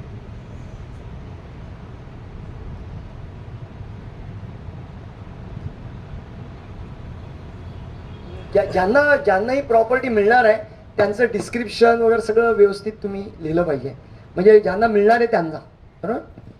आणि बघा मी असं म्हणतो की एक एक्झिक्युटिव्ह अपॉइंट करायला पाहिजे. तसं एक्झिक्युटिव्ह म्हणजे काय करायला पाहिजे तर ह्या मृत्यूपत्राची अंमलबजावणी कोण करणार, बरोबर. तर अंमलबजावणी करणारा अपॉइंट करायला पाहिजे. मग तो कोण असेल तर तुमच्या ओळखीचा तुमचा विश्वासू माणूस असेल, बरोबर. एकच चालेल का? 2 पण चालतील, 2 सुद्धा चालतील. हे 2 लोक जर तुम्ही केले किंवा एक हयात नाहीये किंवा एकाला वेळ नाही अंमलबजावणी करायला तर दुसरा करेल. तसं अंमलबजावणी म्हणजे काय करायचं एक्झॅक्टली, ती व्यक्ती गेल्यानंतर जे काही मृत्यूपत्रात लिहिलेलं आहे किंवा हा फ्लॅट ह्याला मिळणार आहे, तो फ्लॅट त्याला मिळणार आहे, दागिने याला मिळणार आहेत, बरोबर. आणि जे काय whatever it is written there the way it is distributed ते सगळं त्यांनी डिस्ट्रीब्यूट करून द्यावं, बरोबर. असं अपेक्षा आहे. पण काही वेळा काय होतं बघा, एका शाळेसंदर्भात मी एक व्हील तयार केलं होतं. काय डोंबिवली प्रतिदिवस शाळा होती आणि व्हील तयार केलं, पण मी इतकं सिक्रेट ठेवलं सगळं ते. काय पण नंतर काय आलं, त्याचे 4-5 भाऊ होते, 1-2 बहिणी होत्या. काय ते एवढे भांडले, शेवटी मॅटर कोर्टामध्ये गेला. म्हणजे व्हील तयार करून सुद्धा काही वेळा मॅटर कोर्टामध्ये जाऊ शकतं. बरोबर आहे. शक्यतो आपल्या आई वडिलांनी केलेलं व्हील, आईनी केलेलं व्हील, वडिलांनी केलेलं व्हील 99% मुलं आदर बाळगतात. पण जर का नाही आदर बाळगला तर शेवटी आपल्याकडे काय आहे, कोर्ट. आणि मी वकील असून तुम्हाला सांगतो की शहाण्या माणसाने कोर्टात जाऊ नये. बरोबर आहे. शहाण्या माणसाने कोर्टात जाऊ नये, डॉक्टरची पायरी चढू नये, हॉस्पिटलची पायरी चढू नये. बरोबर आहे. कोर्टात सुद्धा जाऊ नये. बरोबर आहे. आणि पण मी तर जेलमध्ये सुद्धा गेलेलो आहे. तुम्ही जेलमध्ये कशाला गेले? अरे मी खूप वेळा जेलमध्ये गेलो आहे. बरोबर आहे. ते जेलर जे तिथे कैदी जे आहेत जेलमधले, त्यांच्यावर काही माझी लेक्चर्स त्यांनी अरेंज केली होती. म्हणजे प्रिझन ॲक्ट, प्रिझनर्स ॲक्ट आणि राईट्स ऑफ द प्रिझनर. म्हणजे आधारवडी जेल मला नवीन नाही, ठाण्याचं जेल मला नवीन नाही, कारण तिथे मी लेक्चर घ्यायला होतो. आत बसायला जात नाही, परत बाहेर येतो. बरोबर. आत जातो, लेक्चर घेतो, बाहेर येतो. म्हणजे बायकोला विचार मी कधी बसलोय का आतमध्ये. बरोबर आहे. सो एनिवे तो असा आहे. आणि तुम्ही आता प्रश्न तर आपण सुरू करूया. एक 2च मिनिटं फक्त. and it is mandatory to distribute and divide property. The legal heir is only, it can be given to any person. ऑर्फनेजला देऊ शकता प्रॉपर्टी, असं काही नाही. बरं, वृद्धाश्रमाला तुम्ही देऊ शकता. पण आजकाल वृद्धाश्रम सुद्धा ना अरे गॅरंटी राहिलेली नाही. मध्यंतरी आम्ही एका वृद्धाश्रमात रोटरीतर्फे एक मोठा टीव्ही दिला. प्रामाणिकपणे आम्ही दिला टीव्ही, रोटरी क्लबतर्फे. बरोबर. आणि तो टीव्ही दिल्यानंतर त्यांनी परत नंतर गेलो 2-3 दिवसांनी तिकडे आम्ही गेलो काही कामानिमित्त, तर तो टीव्ही त्या मालकाने आपल्या घरी नेऊन ठेवला होता. आणि बिचारे सॅड स्टोरी. सी माझे आमचे मित्र चितळे म्हणून बसले इथे, ते असं नाही म्हणतात की sir honesty is penalised and dishonesty is rewarded. Unfortunately आता समाज असा होत चाललेला आहे की if you are dishonest you will be rewarded, if you are honest you never know what will happen. ते पेनलाइज. पण तरी आपण प्रामाणिकपणे वागूया. ओके. ब्लाइंड, डेफ, डम हे सगळे व्हील तयार करू शकतात. असं पण काही लोक लिहितात व्हीलमध्ये की बाबा माझ्या मृत्यू समय होणारा जो ह्याचा खर्च आहे, म्हणजे मटेरियल जे लागेल, हा लिहितात ना, म्हणजे तिरडीला काय लागेल किंवा अमुक लागेल तमुक लागेल. बरोबर आहे. नंतर काय ते दिवस करतात त्याला काय खर्च लागेल, तर ह्या पर्टिक्युलर हा खर्च मी बाजूला करून लोक काय पर्टिक्युलर असतात काही वेळा. बरोबर आहे. तर ह्या खर्चा लागेल त्याकरता मी 10,000 रुपये हे वेगळे काढून ठेवलेले आहेत, आणि हे 10,000 रुपये जे वेगळे काढून मी ठेवलेले आहेत ते त्यातनं तो खर्च करा, असंही म्हणणारे लोक असतात. बरोबर. तर त्याची याची इच्छा आहे, ते इच्छापत्र आहे. बरोबर आहे. त्यामुळे त्यांच्या सोयीने घ्यायला पाहिजे. काही वेळा वकील लोक, CA लोक ते म्हणतात ते असं लिहा तसं लिहा, असं नाही. ते त्यांची इच्छा आहे. फक्त मी त्या लोकांना एवढंच सांगतो की शक्यतो असा विचार करून ठेवा. शेवटी तुम्ही म्हणाल ते मी करणार आहे, किंवा आपल्या पश्चात जे आहे ते आपल्या बायकोचं आहे. बरोबर आहे. आणि नंतर मग जे काय आहे ते तुम्ही डिस्ट्रीब्यूट करून घ्या, डिवाइड करून घ्या. That is all a different story. Anyway मित्र, माझ्याकडे इथं अजून पण बरेचसे पॉईंट्स असतात याच्यामध्ये. पण मला असं वाटतं की हॉस्पिटल एक्सपेन्सेस, फ्युनरल एक्सपेन्सेस हे पण काय लोक व्हीलमध्ये लिहितात. बरोबर आहे. जेलर बिलर कैदी पण व्हील तयार करू शकतात, कोणी व्हील तयार करू शकतात. बरोबर आहे.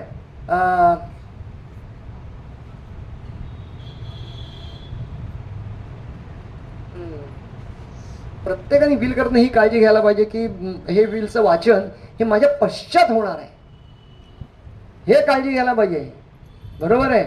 आणि सगळे माझ्याकडे येतात व्हील करणारे लोक, ते बहुतांशी असं म्हणतात की नाही हो, माझी मुलं आणि माझी मुलगी काय भांडणार नाहीत, काही आमच्या आत्तापर्यंत चांगलं आहे आणि ते काय कुठे भांडणार, कशात भांडणार. बरोबर. त्यांचं किती चांगलं रिलेशन आहे. मुलगा मुलगी भांडणार नाही इथपर्यंत मी काय समजू शकतो. मुलाची बायको आणि मुलीचा नवरा. बरोबर आहे. So this may create a problem. पण नाही भांडले तर आनंद आहे. मी असं नकारात्मक अजिबात नाही आहे, मी 100% पॉझिटिव्हच बोलतो. पण तरीसुद्धा ही काळजी घ्यायला पाहिजे की भांडत किंवा न भांडत व्यवहाराच्या ठिकाणी व्यवहार आहे. बरोबर. व्यवहार आहे. बस झालं मला वाटतं. Authenticity of the will. प्रत्येक वेळी लिहिलं पाहिजे की लास्ट विल आहे वगैरे, आणि अपॉइंटमेंट एक्झिक्युटर केली पाहिजे. बस बस मी इथंच थांबतो म्हणजे आता ह्याच्या पुढचा एक विषय आहे तुम्हाला आहे तर मी सांगतो. आपलं लिव्हिंग विल ऐकलंय कधी? वैद्यकीय इच्छापत्र. तुमचा हाच प्रश्न आहे, बरोबर आहे. आता ह्याला मला अजून एक 5-10 मिनिट लागतील. बघा, वैद्यकीय इच्छापत्र. आता ही सुप्रीम कोर्टाने 2018 साली महत्वाची कन्सेप्ट आहे, एकदम महत्वाची कन्सेप्ट आहे. 2018 साली एक ऐतिहासिक निर्णय दिला. 5 जजेसच्या खंडपीठाने, जस्टिस त्यांच्या खंडपीठाने हा निर्णय दिला. अरुणा शानबागचे मॅटर प्रत्येकाला माहिती आहे. KM हॉस्पिटलमध्ये शी वॉज इन कोमा, बरोबर. But she was in coma there in KM hospital number of years in coma. But तिचे सहकारी जे होते त्यांनी तिला फिडिंग केलं, त्यांनी तिला जगवलं वगैरे वगैरे. पण आता ही एक नवीन कन्सेप्ट आलेली आहे की एखादा माणूस बघा, म्हणजे एखादा मी लिहून ठेवतो असं, बरोबर. त्यामुळे जर का अशी माझ्या आयुष्यात एक स्टेज आली की मी कोमामध्ये आहे, अशी एक स्टेज माझ्या आयुष्यात आली मी व्हेंटिलेटरमध्ये आहे, अशी एक स्टेज आली की बाबा मला सारखं डायलिसिस करायला लागतं आहे, अशी एक स्टेज माझ्या आयुष्यामध्ये आली की my organs are not working, मग there is a failure of all my organs. पण अशा वेळी नातेवाईकांना प्रश्न पडतो की ह्याला आता किती दिवस आम्ही जगवायचं आहे. व्हेंटिलेटर माणूस आहे, पण डॉक्टर काय होतं, डॉक्टरकडे गेलात ना की ते व्हेंटिलेटर लावतात, काढायचं म्हणलं की काढणार नाही म्हणतात, ते आम्हाला अलाउड नाही म्हणतात, बरोबर आहे. काही सांगतात, बरोबर आहे. तर मग अशा वेळी काय करायचं, ते एक वैद्यकीय इच्छापत्र ज्याला म्हणूया, हे सगळ्यांनी तयार करून ठेवायला पाहिजे. You never know what will happen in future is so uncertain. मी असं बरेच वेळा सांगतो बरं का मीनाताई, की जिंदगी जीना आसान नहीं होता, जिंदगी जीना आसान नहीं होता, बिना संघर्ष कोई महान नहीं बनता, जब तक ना पड़े हाथोड़ी की मार तब तक पत्थर भी भगवान नहीं होता. सो दिस इज आता हे वैद्यकीय इच्छापत्र काय आहे, ते ओपन आहे, सिक्रेट नाही. असं एखादी व्यक्ती लिहून ठेवेल की बाबा जर का आज माझं वय काय, माझं 29च आहे असं लोकांना सांगतो मी, काय आज माझं वय बाबा एक काय 55 आहे, 55 आहे, बरोबर. तर 55 नंतर जर का अजून एक 10 वर्षांनी अशी परिस्थिती निर्माण झाली की बाबा ऑर्गन्स फेल्युअर आहे, तर डॉक्टर म्हणले की आता काय आता जगणार नाही, तर काय करायचं. लोकसत्तेमध्ये काही दिवसापूर्वी लेख आला होता याच्यावर, बरोबर. आणि तो परफेक्ट होता, though it was written by CA, it was a perfect article. आणि तर काय करतात अशा वेळी सांगतो, म्हणजे एक वैद्यकीय इच्छापत्र लिहून ठेवायचं. अशी जर का स्टेज आली तर जे काही व्हेंटिलेटर मी आहे तर ते काढून घ्यावं किंवा माझं औषध पाणी बंद करावं. See, you are not allowed to kill. Doctor cannot kill you by injection, but even if they cannot kill you by injection, तुम्हाला जो उपचार चालू आहेत ना, इट कॅन बी विड्रॉन, असं मी लिहून ठेवतो. एखादा म्हणजे व्हेंटिलेटर असतो, मग सगळे लोक काळजीत असतात की आता काय होईल. बरं, वडील असतील समजा, तर मुलाबाळांना काय वाटतं की आता व्हेंटिलेटर जर आम्ही काढला तर समाजात लोक काय आम्हाला बोलतील, तर आमच्या बिल्डिंगमध्ये लोक आम्हाला काय बोलतील, लोकांना ना लोक काय बोलतील ह्याचीच जास्त काळजी असते, बरोबर आहे. तर त्यामुळे ते काय बोलतील म्हणून ते काढायचं नाही काढायचं. बरं, हॉस्पिटलचं बिल तर मारुतीच्या शेफ्टीसारखं ते कंटिन्यूस वाढतच आहे, पण त्याच्यावर काय बंधन नाही कोणाचं, कळत नाही आपल्याला काय त्यातलं काय चाललंय ते, मग ते बिलं वाढत राहतात सगळी. मग अशा वेळी वैद्यकीय इच्छापत्र जर केलं आणि जर का एक सांगतो कसं करा ते पण सांगतो, ते मी करून देऊ शकतो. असंच त्याच्यामध्ये म्हणजे मी अमुक अमुक जो कोण आहे तो, बरोबर. आणि माझं आत्ताचं वय अमुक अमुक आहे, माझी बायको म्हणजे माझं लग्न यावेळी झालं आणि माझ्या बायकोचं नाव अमुक अमुक आहे, आणि आम्हाला अमुक अमुक लिगल हेअर्स आहेत, प्लस माझे काही जवळचे मित्र आहेत. आपल्याला बघा मित्र पण जवळचे खूप असू शकतात, बरोबर, ज्यांनी लहानपणापासून आपल्यावर राहिले. चितळे सर माझ्यावर खूप वर्ष आहेत, बरोबर, तर असे असू शकतात.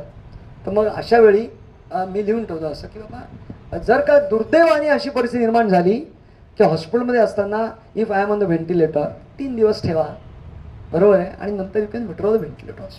किंवा if I am in coma, बरोबर आहे, औषध उपचार जे झाले कोमा करता ते विड्रॉ करा. और there are organ failures, then doctor says बाबा देर नो होप, यांना घरी येऊन जा, बरोबर.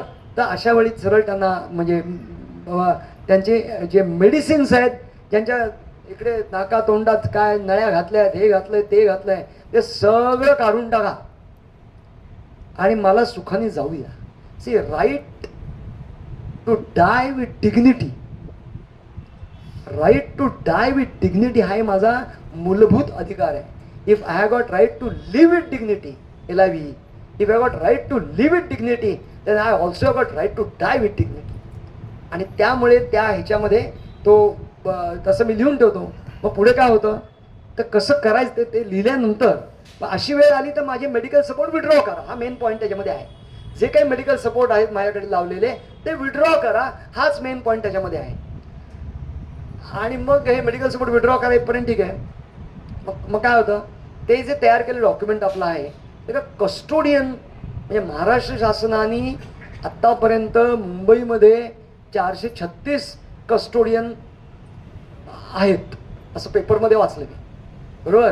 म्हणजे कस्टोडियन कोण असतात, तसं आपलं KDMCचं हॉस्पिटल आहे, तिथला जो मेन डॉक्टर आहे ही मे बी कस्टोडियन, बरोबर, ही मे बी. किंवा KDMCमध्ये जे काही वरच्या पदात लोक आहेत समजा, तर त्यांना जर का कस्टोडियन म्हणून अपॉइंट केलं असेल तर ते कस्टोडियन असू शकतात, बरोबर. अजून ह्याचं काय म्हणतात इम्प्लिमेंटेशन झालेलं नाही व्यवस्थित, मग ते त्यांच्याकडे जातं, एक बिल त्याच्याकडे जातं. मग ते कसं करा, केल्यानंतर नोटराईज करून घ्या, नोटराईज करून घ्या. स्टॅम्प पेपरवर केलं तरी चालेल, नाही केलं तरी चालेल, हे लक्षात घ्या मी काय म्हणतो. पण मी ह्या केसमध्ये असं ॲडवाईज करेन, एक 100 रुपयाच्या स्टॅम्प पेपरवर किंवा 500 रुपयाच्या स्टॅम्प पेपरवर हे तुम्ही करा. किंवा अशा तऱ्हेने झालं म्हणजे जर का अशी माझ्या आयुष्यात वेळ आली तर माझ्या मुलाबाळांनी, माझ्या नातेवाईकांनी जो काही मेडिकल सपोर्ट आहे after 4 days, after 5 days, after 6 days, I have no problem and withdraw करा. मग आता त्याचं अंमलबजावणी कशी होते बघा, की तो कस्टोडियन काय आपण दिलेला आहे, मग ज्यावेळी हे आणि आपल्या मुलाबाळांना पण दिलेलं आहे कॉपी त्याची, हे सिक्रेट नाही आहे, मुलाबाळांना पण दिलेली आहे कॉपी. मग ती कॉपी मुलाबाळांना दिली आहे, तर मग ज्यावेळी अशी वेळ येईल तेव्हा तो मुलगा त्या डॉक्टरांकडे जाईल. डॉक्टरांनी 3 टोटल डॉक्टर अपॉइंट करायचे, ते एक डॉक्टर स्वतः आणि 3 अपॉइंट करायचे. ते तिघं म्हणून निर्णय घेतील की बाबा याचा मेडिकल सपोर्ट काढायचा का नाही काढायचा, मेडिकल सपोर्ट काढायचा का नाही काढायचा हा निर्णय कोण घेईल, ते 3 डॉक्टर घेतील. मग ते 3 डॉक्टर अजून 3 डॉक्टर अपॉइंट करतील, नाही गडबडच आहे, 3 डॉक्टर अपॉइंट करतील आणि त्याच्यामध्ये एक गव्हर्नमेंट हॉस्पिटलमधला डॉक्टर असेल, एक गव्हर्नमेंट हॉस्पिटल डॉक्टर असेल. आणि मग या 6 जणांनी ते हे करायचं, निर्णय घ्यायचा की याचं मेडिकल सपोर्ट काढले तरी चालतील आणि त्याप्रमाणे ते मेडिकल सपोर्ट काढले जाते. असं सगळं ते आहे, बरोबर. त्याला म्हणतात वैद्यकीय इच्छापत्र, काही लोक त्याला म्हणतात living will, LIVING, living will, बरोबर आहे. डिटेल लागलं तर मला विचारा. आणि बघा हे सगळं असं आहे, बरोबर आहे. तरीसुद्धा विल जरी असं असलं तरी जिंदगी के नेत्रदान वेगळं आहे. नेत्रदानाचं विलचं काय आहे नाही, नेत्रदान आपण हायतीत करतो, त्याच्या त्या पेढ्या आहेत, नेत्रपेढ्या, बरोबर आहे, तिथं नेत्रदान तिथं करता येतं. आणि मी थांबतोय आता, तुमचे प्रश्न घेतो मी, तुम्ही बरोबर आहे, मी थांबतो आणि एक प्रश्न घेतो तुमचे, बरोबर आहे. मी जाताना म्हणजे एवढंच सांगतो की बघा आज सगळं आहे, बरोबर आहे, आपण चांगले राहू, मस्त राहू, 100 वर्ष जगू. सरखोब मॅडम म्हणाला हिदायत 100 वर्ष जगू, बरोबर आहे. देह देवाचे मंदिर, शरीर साक्षात परमेश्वर, शरीर साक्षात पंचमुखी महादेव, शरीर साक्षात कल्पवृक्ष, शरीर साक्षात कामधेनू. आणि ह्या शरीराची जोपासना हीच देवाची उपासना आहे. त्या सुंदर शरीराची जोपासना ही देवाची उपासना आहे. ह्या जगण्यावर, ह्या जन्मावर शतदा प्रेम करावे, असं प्रत्येकाने आयुष्य जगलं पाहिजे. आनंदाचे डोही आनंद तरंग असं प्रत्येकाने राहिलं पाहिजे. जिंदगी के हर पल को खुशी से बिताओ, जिंदगी के हर पल को खुशी से बिताओ, रोने का टाइम कहाँ, सिर्फ मुस्कुराओ, चाहे दुनिया कहे पागल या आवारा, बस याद रहे ये जिंदगी ना मिलेगी दोबारा, परत मिळणार नाही. आणि जाता फलित एवढंच आहे की प्रत्येकाने आजपासून निर्णय घ्या की मी 12 सूर्यनमस्कार घालेन. बघा मी 25 घालतो, बरोबर. मी जेव्हा तुम्हाला सांगतो 12 घाला तर मी 25 घातलेले, बरोबर. कधी बोला सरकोब मॅडम, इथे आपण एक योगासनं प्राणायामाचा एक इथे क्लास घेऊ शकतो, बरोबर आहे. कपालभाती, अनुलोम विलोम, बाह्य प्राणायाम, भस्त्रिका, नाडीशुद्धी प्राणायाम, शलभासन, अर्धभुजंगासन, धनुरासन सुद्धा मी सगळं करून दाखवेन तुम्हाला. So I keep my self fit. बरोबर आहे, लोकांच्या दयेवर आपल्याला जगायचं नाही पुढच्या आयुष्यात. त्यामुळे असं सगळं करा आणि बिंदास मुस्कुराओ यार क्या गम है, बिंदास मुस्कुराओ यार क्या गम है, जिंदगी में टेंशन किसको कम है, अच्छा या बुरा ये तो केवल भ्रम है, जिंदगी का नाम ही कभी खुशी कभी गम है. Thank you very much. आता तुम्ही प्रश्न मला विचारा. हां बोला बोला. त्यांचं किती वेळेचं बघा भान काय आहे, मला कल्पना नाही. I don't know what time. हां ठीक आहे ठीक आहे. हां मला संपूर्ण देहदान करायचं आहे, तर त्या देहदानाचा उल्लेख वैद्यकीय इच्छापत्रात करायचा का? सांग सांग. हां नाही, प्रश्न असा आहे, त्यांना देहदान करायचं आहे म्हणतात. हा माहीत पण नाही. देहदान करायचं आहे म्हणतात, तर त्याचा उल्लेख त्या मृत्यूपत्रात करायचा का, असा असा असा प्रश्न आहे. असं तर करायचं का, तर जरूर करायचा. त्याला काय झालं, तुम्ही रेग्युलर मृत्यूपत्र पण करू शकता, बरोबर, आणि तुम्ही वैद्यकीय इच्छापत्र पण करू शकता. ते देहदान करणं चांगली गोष्ट आहे ना, त्या चांगली गोष्ट, आनंद आहे. बरोबर की आपला देह आपल्या पश्चात सुद्धा योग्य लोकांच्या कामी येणं ही गुड साईन. It's okay. हां एक माझा प्रश्न आहे. आता तो प्रश्न होता मी यांचा घेऊ प्रश्न. यांचा प्रश्न असा आहे, पण प्रश्न खूप आहे, मी सगळे घेईन, पण तुमचं वेळेचं बघून घ्या तुम्ही. बरोबर आहे. यांचं म्हणणं गिफ्ट डीड विषयी काय आहे. बरोबर आहे. बघा माझ्याकडे माझा फ्लॅट आहे आणि हा फ्लॅट मी हयातीत मी माझ्या मुलाला देऊन टाकतो. बरोबर आहे. आता याचं त्याला स्टॅम्प ड्युटी मला पडणार आहे. मी गिफ्ट डीड तयार करणार कायद्याला अभिप्रेत असलेलं. बरोबर आहे. आणि ते गिफ्ट डीड तयार करणार आणि त्याप्रमाणे तो फ्लॅट त्या माझ्या मुलाला हयातीत मिळणार. स्टॅम्प ड्युटी भरणार, कायद्याने त्याचं रजिस्ट्रेशन करणार. रजिस्ट्रेशन खूप महत्त्वाचं आहे. म्हणजे कुठल्याही इमोरल प्रॉपर्टी जी आहे त्याचं register, unless document is registered, it cannot be transferred from one person to other person. So त्याचं रजिस्ट्रेशन करावं लागेल. पण गिफ्ट डीडमध्ये ते आपल्या हयातीत ट्रान्सफर होतं आणि मृत्यूपत्रात पश्चात ट्रान्सफर होतं. हा फरक. बोला बोला बोला. हां सर. मी बिल बनवलेलं आहे. पहिलं बनवलेलं आहे. 2 मुलगा आणि 1 मुलगी आहे. 3 आहे. हां तर 2 मुलाची सही घेतली नाही. मग मुलगा आणि कुठे सही घेतली नाही. हां? सही कुठे घेतली नाही. म्हणजे बिल बनवले त्याच्यामध्ये पण मुलांची सही लागतच नाही. नाही लागेल ना. आता जे मी फक्त बिल जो विल करेल त्याची सही लागते फक्त. बिल लिहिलंय ना, हां ते जे लहान मुलाला मिळणार, लहान मुलाला, हां बरोबर, ते मोठ्या मोठे काय लागणार नाही ना. हक नाही. काय नाही, पण रजिस्टर करून घ्या. रजिस्टर करून घेतलेलं आहे. हां रजिस्टर करून घ्या. करून घेतलेलं बरं त्यात असा स्पष्ट उल्लेख करा की माझ्या मोठ्या मुलाला माझ्या हयातीत मी सगळं दिलेलं आहे. बरोबर आहे. आणि त्यामुळे त्याला मी या मृत्यूपत्राद्वारे काही देऊ इच्छित नाही असा उल्लेख करा. आणि मग ते तुमच्या काय मुलाला द्यायचं देऊ शकता. काही प्रॉब्लेम याचं कारण नाही. आणि मुलीला मूल्य पण देऊ शकता. देऊ शकता हां. ना. द्यायचे ना मला फक्त लहान मुलाला द्यायचे आहे. हां मग ते पण लिहा की मला या मृत्यूपत्राद्वारे माझी मुलगी जी आहे तिला मी लग्नातच सर्व सोनं नाणं दिलेलं आहे. बरोबर ना. मला माहिती आहे लग्नातच, मला माहिती आहे सगळं. बरोबर. लग्नातच सोनं नाणं दिलेलं आहे. त्यामुळे या मृत्यूपत्राद्वारे तिला मी काही देऊ इच्छित नाही असा उल्लेख स्पष्ट. बघा स्पष्टता असावी. खबर पडत नाही. हां एकदम. बोलो. लिहिलंय बरोबर लिहिलंय. हां बोलो. आता कसं असतं, आईचा ओढा मुलांशी नेहमी ती बोलत वगैरे असते. हां. तिचा ओढा असतो. तुम्ही सांगितलं पत्नीला सांगायला पाहिजे वगैरे, हां. आणि मग तिने सांगितलं तर मग पंचायत नाही का होणार. आता बघा की मी इथपर्यंत सांगू शकतो. माझ्या मर्यादा इथपर्यंतच आहेत की पत्नीला सांगा. तर पत्नी पुढे काय करेल माझ्या हातात नाही हो. असं काय करताय. बरोबर आहे. पण त्याकरता तुम्ही बघा आता तुमच्या प्रिय पत्नीला तुम्ही असं सांगा की बाबा हे सिक्रेट डॉक्युमेंट आहे, हे कुठल्याही मोहाच्या क्षणी आपल्या मुलाबाळांना करता कामा नाही. बरोबर आहे.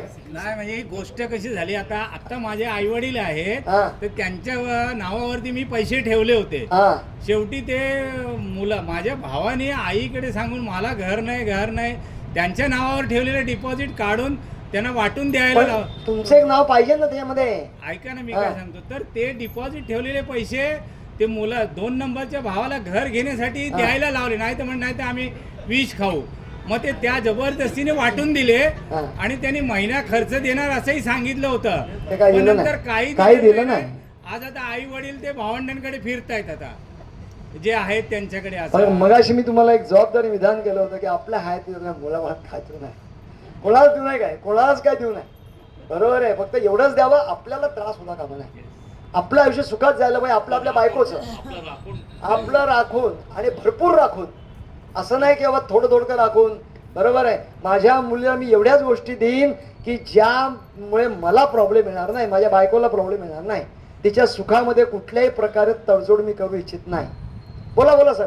आई आणि वडील दोघांच्या नावाने घर आहे हा आणि हेअरशिप काढायचं आहे तर एक काढावं लागेल सर्टिफिकेट का 2 काढावं लागतील.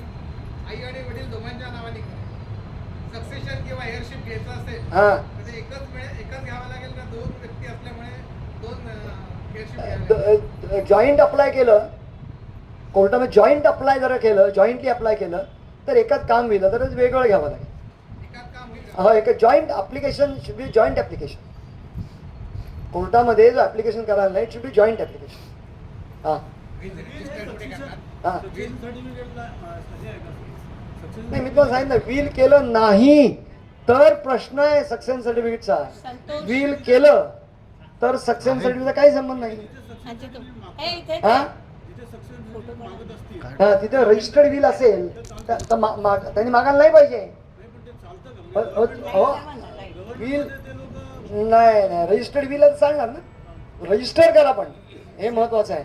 Will register कुठे करतात? इकडे डोंबिवली होता का, कुठे राहता, कुठे राहता, कुठे डोंबिवलीत, इकडे करणार आपले तरटेच्या इथे. तिकडे तिकडे सब रजिस्ट्रार आहे, तिकडे करणार डेप्युटी रजिस्ट्रार. महिलांचे काय प्रश्न विचारू शकता, महिलांनी विचारायची अपेक्षा आहे. हा हा 10 वर्षापूर्वी पुढे पुढे पुढे. हा माझी चुलत बहीण खूप आजारी होती, हा हॉस्पिटलमध्ये सिरियस होती, हा. सगळ्या नळ्या बिळ्या लावलेल्या होत्या. तिचा मेंदू डेड झाला सांगितलं हा. होतं. शेवटी मी तिच्या नवऱ्याला पाठवलं, आपण डॉक्टरला भेटूया, तिची सगळी यंत्रणा बंद करायला हा. लावूया. आम्ही डॉक्टरला भेटलो, हम्म. त्यांचे दुसरे डॉक्टर म्हणाले हा. आणि ते बोलले फार सुंदर निर्णय आहे तुमचा, आणि त्यांनी लगेच बंद केलं. 2 दिवसात तिकडे लाखो रुपये मुलाचे खर्च झाले. बरोबर ना, मग ते वैद्यकीय इच्छापत्र जे आहे ना, हे याकरताच आहे आणि हे करावं प्रत्येकाने. त्याला काय आलं, लाईफ इज सो अनसर्टन, जरूरी नाही की त्याला 50 काढायला पाहिजे. नाही, पण मध्ये आलो होतं एका पेपरात, ते मी काढून ठेवलं, आम्हाला करायचंय म्हणून. मग या माझ्याकडे तुम्ही, हो, येऊ. काय प्रश्न नाही. मला 2 मुलांमध्ये पर्सेंटेज वाईज पण करता येतं का? हो, तुमची स्वकष्टार्जित स्वसंपादित मिळकत कशी डिवाइड करायची हे सर्व जे तुमचा अधिकार आहे. बरोबर, पर्सेंटेज मध्ये करा, एकालाच पूर्ण द्या, किंवा दोघांना अर्धा अर्धा द्या, दोघांना हे द्या, तेव्हा एकाला. आता बघा, अचूक पर्सेंटेज म्हणून मोठं डिफिकल्ट आहे.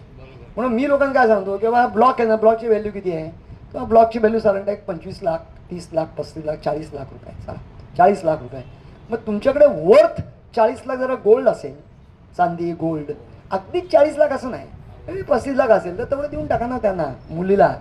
हां, पण तो आईवडिलांची इच्छा असते की बाबा सगळ्यांना शक्यतो सारखं द्यावं अशी इच्छा असते, पण तो सगळ्याच गोष्टी म्हणजे there is nothing like perfection. माझं एक पर्सनल काय आहे माहिती का, माझ्या मुलीचं लग्न झालं आहे, पण तो जो नवरा आहे ना तो तिच्यावर डिपेंड आहे, म्हणजे तो काही करत नाही आहे, त्याच्यामुळे सर्व तिला हे करावं लागतं. आणि तो हेच बघतोय की कधी डॅडी मरतात आहे, आणि सगळं तिला जर केलं तर तो ही विल बी काय करू शकतो असं. तर हा मला प्रश्न पडला का पर्सेंटेज वाईज तिच्या नावासाठीच, फक्त तिच्या आजारासाठी, तिच्या म्हातारपणासाठी. किती मुलं बाळ आहेत तुमच्या मुलीला? एक मुलगी एक मुलगा आहे माझ्या मुलीला. तर मला असं वाटतंय की ते फक्त माझ्या मुलीला तिच्या आजारपणामध्ये, तिच्या वृद्धावस्थेमध्ये ते उपयोग यायला पाहिजे. असंच करा. हा नवरा तिचा काही असंच करा, जो कामाचा माणूस नाहीये त्याला काय देऊ नका. पण त्याला देणार नाही, हा, मुली आणि मुलीलाच द्यावं ना.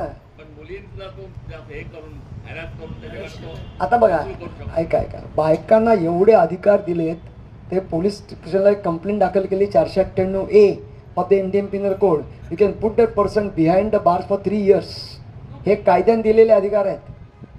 हा नाही नाही ऑफेन्स नॉन बेलेबल आहे, पण साधारणतः 1-2 दिवसात बेल होऊन जाईल. असे जे असतात ना हे त्याला बेल होतो.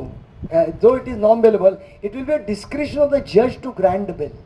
सो कोर्टाचं डिस्क्रिप्शन आहे. असं नाही करता येत साहेब. मी त्या मुलीला समजा पैसे देणार आहे, ते माझ्या मुलाला सांगणार आहे की तू तिथं पुढचं बघायचं आहे, तर त्याच्या सहीशिवाय तिला पैसे वगैरे काढता येईल. जास्त कॉम्प्लिकेशन्स न करता बघा, कारण उद्या मुलगा जर का म्हणला की मी ताईला पैसे देणार नाही, ते येईल प्रॉब्लेम. नाही तो आपल्या पश्चात कुठल्या गोष्टी गॅरंटी नाही. तिचा जो वाटा आहे तो तिला मिळेल. परंतु तुम्ही आणि असं करा ना, तुम्ही आणि तुमची मुलगी त्यांच्या नावे ठेवा. सर एक मिनिट, तुम्ही सांगितलं की फिटनेस व्हायला पाहिजे बिलला. अच्छा पुढे येऊन बोला ना. बिलला फिटनेस हे पाहिजे, तर त्या फिटनेस आपण बदलू शकतो ना? हा? फिटनेस बदलू शकतो. बदलू शकतो. आणि तुम्ही सांगितलं की म्हणजे तो शक्यतो यंग असावा, म्हणजे 50 शक्य पण तर यंग पण माणूस जात नाही असं नाही ना. तिचं तेच म्हणजे तो गेला तर गेला तरी सुद्धा काय आहे नाही. म्हणजे माझं म्हणणं तुम्ही बिल बदलू शकता. तुम्हाला असं वाटलं की बाबा काही पुढे डिस्ट्रीब्युशनला डिफिकल्टी येईल हा. आणि आपलं वय समज चांगलं आहे, आपण करू शकतो, बदलून टाका, प्रॉब्लेम नाही. बदलता येतो फिटनेस आपण. Yes yes. See, my name is Chogle. I am a very super senior citizen, about 75. Deshpande, advocate, prominent advocate. Sri Deshpande is a good friend of mine.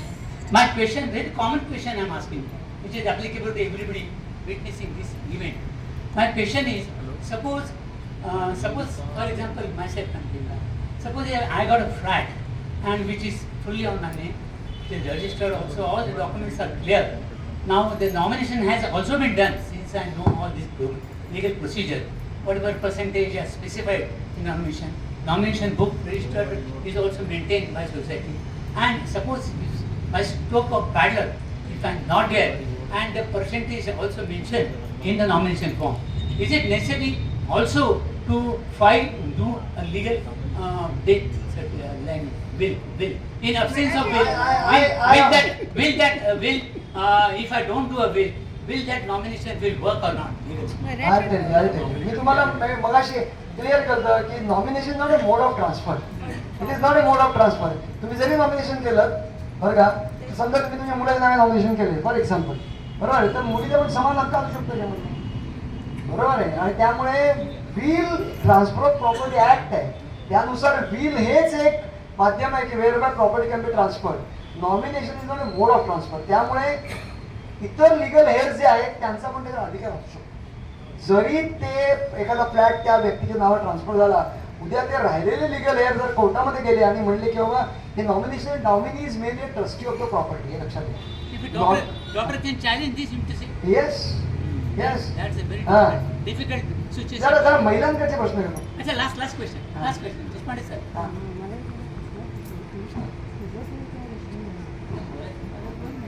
नाही, त्यांचा आवाजच येत हे आवाज येत नाही. पण तुमचा प्रश्न मोठा डिफिकल्ट आहे काय, पण मी तुम्हाला बघा म्हणजे मी काहीतरी याचं सोल्युशन आज ना उद्या सांगेन.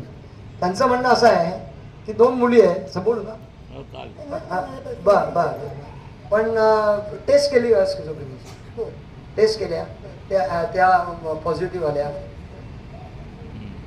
असं जर का असेल तर त्याला मला विचार करायला वेळ द्या. विचार त्याला काय, माझं ऑफिस म्हणजे काय राष्ट्रपतीचं ऑफिस नाही, कधी कोणी येऊ शकतं, त्याला काय झालं, बरोबर आहे. Any prior appointment. Yes, can take my number, all of you, any one request number तर त्यामुळे तुम्ही या. मी माझ्याकडे असा अजून मॅटर आहे, मला म्हणजे मी विचार केलाय त्यांना काहीतरी सन्माननीय मार्ग आपल्याला काय काढता येणं शक्य आहे काय, आणि मी तुमच्या व्यथा समजू शकतो काय. स्किझोफ्रेनिया मला माहिती आहे काय प्रकार आहे सगळा, तर बघूया आपण, कधी पण या, एनी टाइम यू वेलकम. फक्त मला फोन करून या, काही काय नाही. तर फोन नंबर ठेवला मी 9820631122. काढा, हा विचारा ना. Silly question, of course. Hello, no question is silly question. This is very silly question. People will laugh also at me, but doesn't matter. No question is silly question. If a person who is terrorist by profession, can he make a will? Hello, can he make a will? मी सांगतो. He has to speak in English. 9820.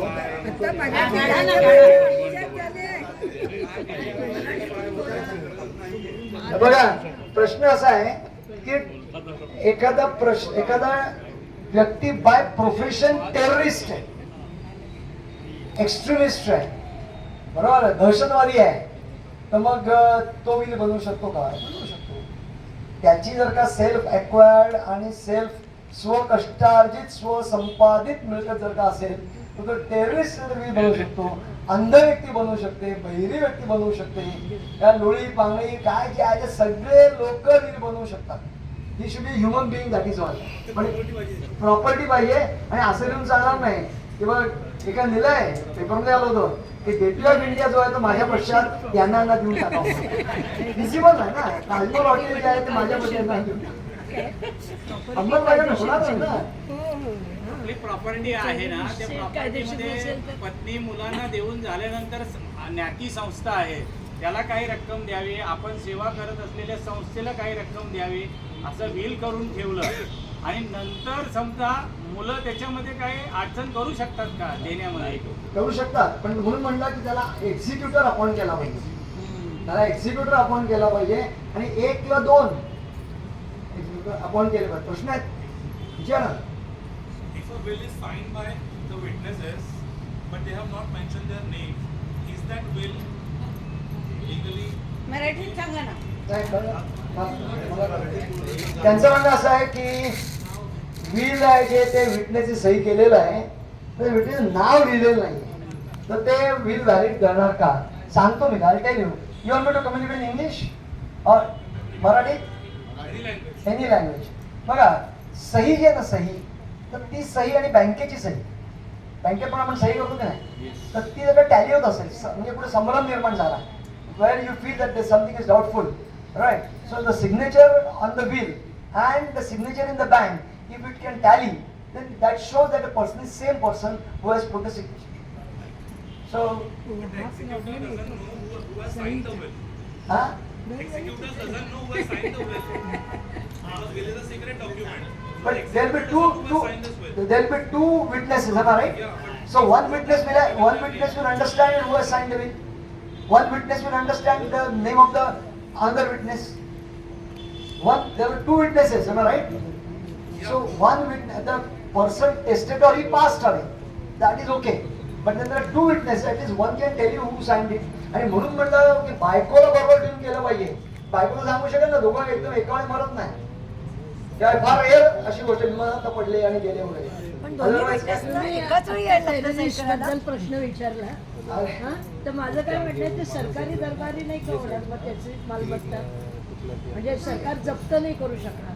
नाही बघा, तो वेगळा कायदा आहे. अशा प्रकारे terrorist मालमत्ता जप्त करण्याचा कायदाच सगळं पूर्ण वेगळा आहे. परंतु विल, माझं म्हणणं असं की तो टेररिस्ट आहे, सजा होऊन बाहेर आलेला आहे आणि बहुतेक बेकायदेशीर असेल त्याचं तर मी काय म्हणलं, कायदेशीररित्या जी प्रॉपर्टी म्हणजे स्व कष्टार्जित, आता मी ऍड करतो अशा स्व बेकायदेशीर प्रॉपर्टीशी बोलतच नाहीये.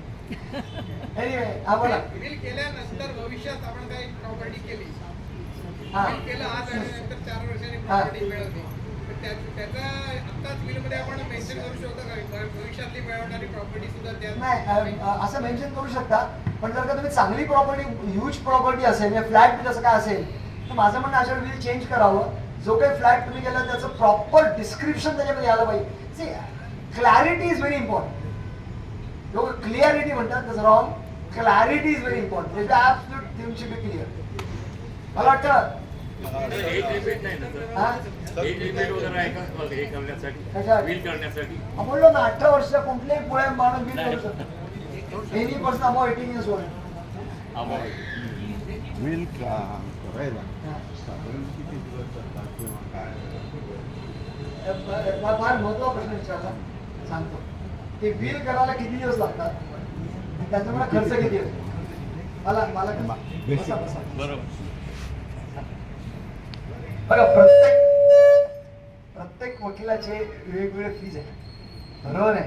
एखादा व्हील जे आहे ते तुम्हाला 40,000 करून देईल, एखादं 20,000 करून देईल, एखादा 15,000 करून देईल, यू नेवर नो. बरोबर आहे. प्रत्येक वकील वेगवेगळे, आता डॉक्टरची फी वेगवेगळी असते की नाही. तुम्ही एम्समध्ये गेलात तर वेगळं, आयकॉममध्ये गेलात तर वेगळं. बरोबर.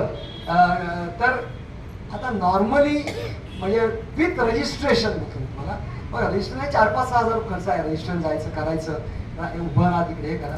नॉर्मली माझ्या मते बिल तयार करायला 20,000 रुपये खर्च हरकत नाही. 15-1,000 रुपये ड्राफ्टिंगचे जो करेल तो. बरोबर. तुम्हाला प्रॉपर आणि ऑथेंटिक पाहिजे असेल तर. बरोबर. तसे बिल करणारे अनेक लोक आहेत, पण आपल्या पश्चात आपल्या वारसांनी गुण्या गोविंदा नांदावं, त्यांना कुठल्याही प्रकारची तोशीष लागू नये आपल्या प्रिय पत्नीला वगैरे वगैरे. साधारणतः 18 ते 20,000 रुपये खर्च. किती दिवस लागतात? आणि वेळ किती मी सांगितलं मग अशी जॉईंट बिल करू शकतात, पण मग एक लवकर गेला तर ते बिल ओपन होऊन जाईल ना आपल्या मुलाबाळांना. म्हणून मी ऍडवाइस करत नाही की पती पत्नी जॉईंट बिल करावं म्हणून. बरोबर आहे. एक व्यक्ती गेली तर बिल ओपन होईल. मग मुलं बाळ म्हणतील की आय बाबांनी कोणाला हे दिलं आणि मग आई तू कोणाला देणार आहेस काय. तर तसं न करता बेटर सेपरेटली करावी. 7:20 झालेले आहेत. 7:30 वाजता आरती होईल.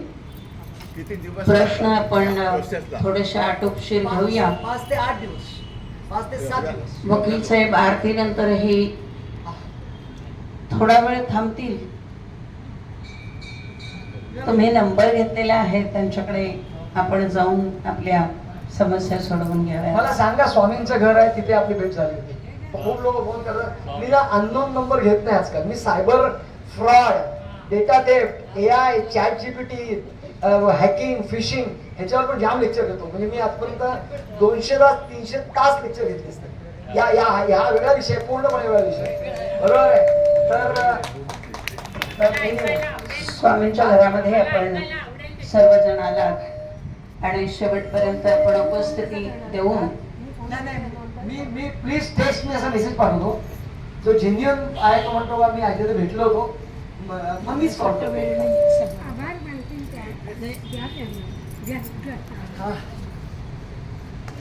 हा विषय असा आहे की मॅडम, थँक्यू. संपणार नाही.